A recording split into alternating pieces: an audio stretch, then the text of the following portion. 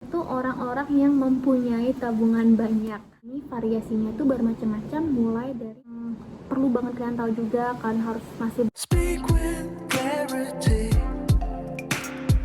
'cause there's too much noise around us. Or maybe it's just me.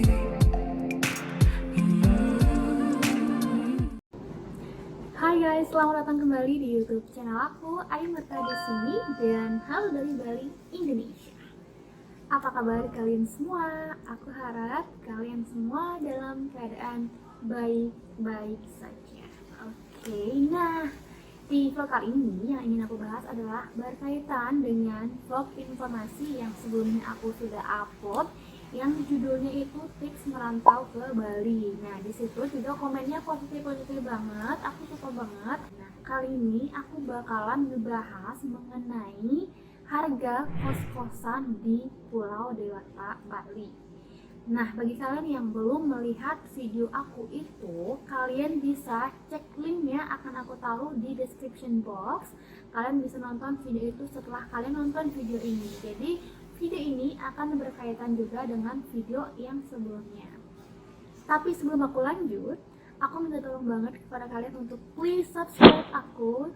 Artinya kalian mensupport channel aku supaya aku tetap aktif dan juga semangat untuk tetap membuat video informasi-informasi yang mungkin akan bermanfaat bagi kalian semua.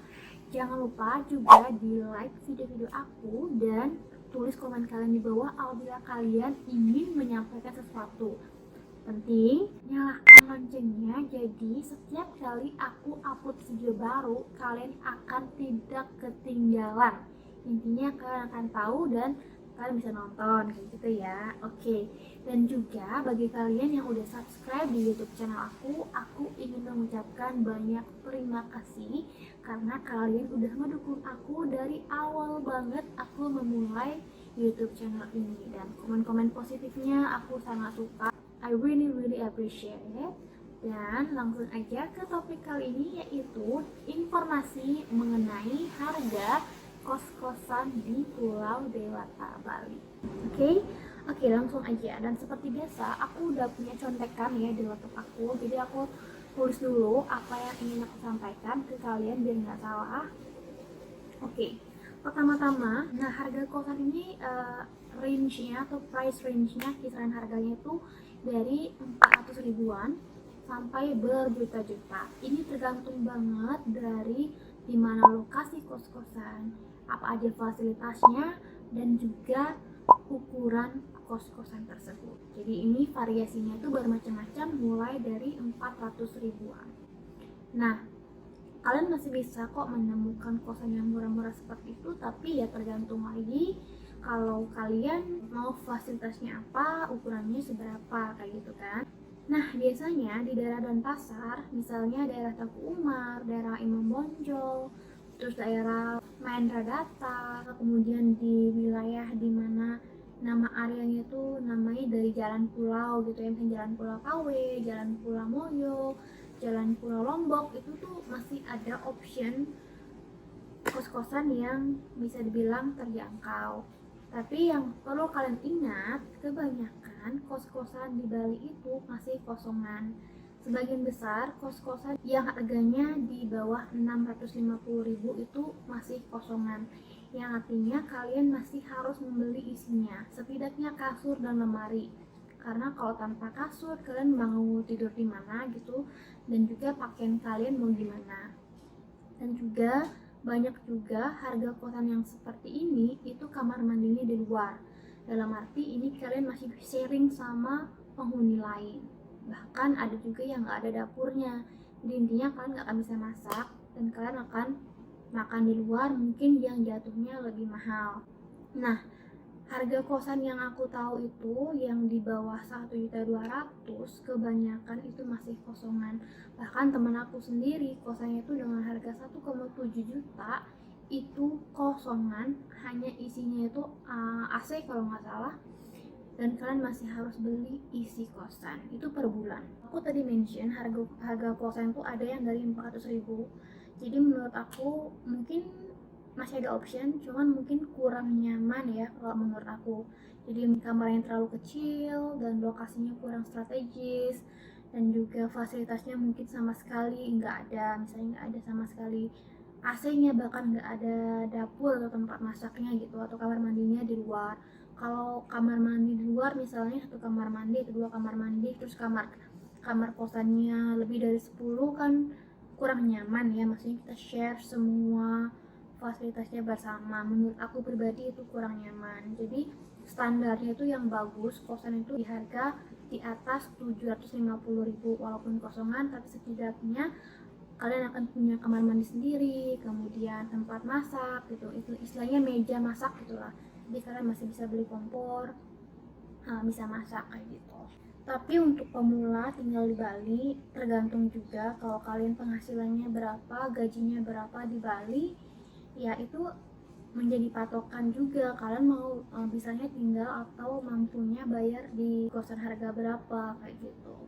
Tapi daripada nggak punya tempat tinggal sama sekali kan ya daripada tidur di jalanan, apapun itu untuk pemula atau untuk memulai it's okay. Atau mungkin kalau kalian mau kosan yang lebih bagus bisa share sama teman kalian, mungkin bisa berdua atau bertiga, terus bayarnya patungan juga nggak apa-apa. Tapi menurut aku pribadi share kos-kosan itu kayaknya kurang kurang privacy gitu loh, kayak kurang ada kebebasan untuk diri kalian sendiri kayak gitu.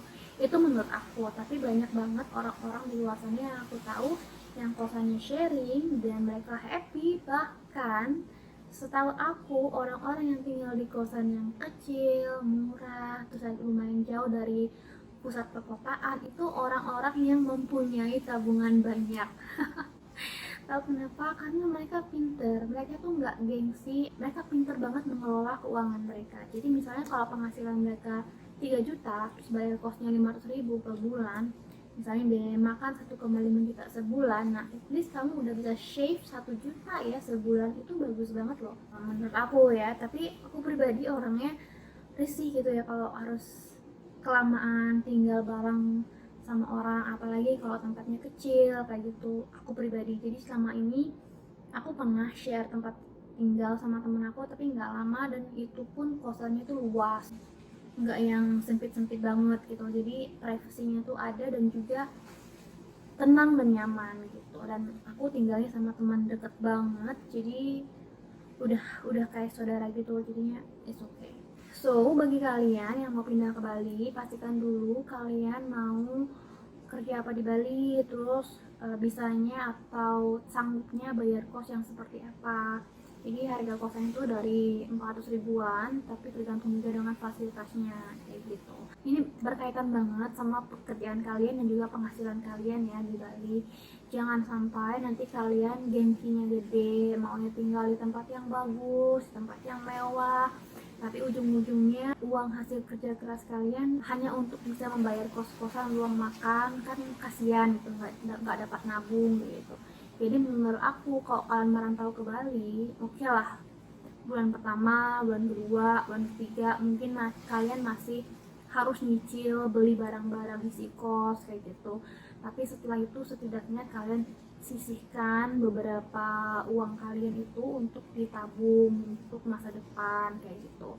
Dan yang perlu kalian tahu, setiap kos-kosan itu biasanya semua listrik dan airnya itu belum termasuk, jadi kalian harus bayar airnya juga per bulan, harus bayar listrik juga per bulan. So bagi kalian yang mau pindah ke Bali, mau tinggal di Bali, pastikan dulu kalian mau cari kos di mana, daerah mana, harga berapa, kemudian penghasilan kalian nanti bakalan berapa. Terus yang perlu banget kalian tahu juga, kalian harus masih beli fasilitasnya sendiri. Misalnya kalau kosannya nggak ada isinya ya, harus beli kasur, harus beli kipas angin, mungkin nggak mungkin karena di Bali kan panas, jadi kalau tidur tanpa kipas angin kan kayaknya susah, nggak nyaman. Kemudian lemari buat tempat tidur kalian, kemudian mungkin kalau ada tempat dapurnya kalian setidaknya beli kompor atau beli rice cooker supaya kalian bisa masak kayak gitu. Jadi intinya pastikan kalian bisa mengcover semua itu, pengeluaran itu. Dan biasanya barang-barang kosan kalian nggak harus beli sekalian seabrek, kalian bisa cicil mungkin satu per satu setiap bulan, bisa dibilang bertahap gitu ya. Jadi itu tips dari aku. Nah, di daerah-daerah yang aku sebutin tadi, kalian masih bisa menemukan kos-kosan yang harganya terjangkau seperti daerah lainnya itu ada Dalung, ada Tabanan, atau bagian Canggu Utara itu masih ada sih yang murah-murah, tapi ya tergantung lagi, kembali lagi ke fasilitas apa yang akan kalian dapatkan atau yang kalian cari. Next yang akan aku bahas adalah tips hemat untuk tinggal di Bali. Nah, di vlog kali ini aku akhiri dulu sampai di sini. Nanti next akan aku bahas mengenai tips bagaimana supaya bisa hidup hemat di Bali. So stay tune, jangan lupa subscribe di channel aku apabila kalian belum subscribe, like dan juga komen, dan nyalakan loncengnya supaya kalian tidak akan ketinggalan video-video baru yang akan aku upload. Thank you so much for watching and I'll see you again on my next vlog. Goodbye now.